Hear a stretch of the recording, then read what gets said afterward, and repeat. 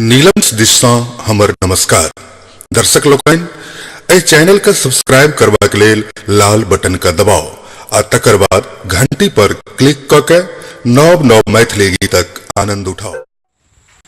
विवाह भ गेल, ब्राह्मण भ गेल, हाँ मान लिया भ गेल, कन्या सासुर आबि गेल। आब भैर गामक आय माय नेना भुटका सब आबि रहल छथि, गुना मुना बटा रहल है। हमरा लोकन के सेहो दुर्वाक छत देव ले जबाक है, 5 गोटा तो चाही ने। औ नितिन जी, अरे बा रंजन जी कतऽ गेला यौ? हाँ अबियो अबियो अबियो। हमरा लोकन दुर्वाक छत देव ले जा रहल छी, अपने सब सीडी देखैत रही। हाँ अबै छी।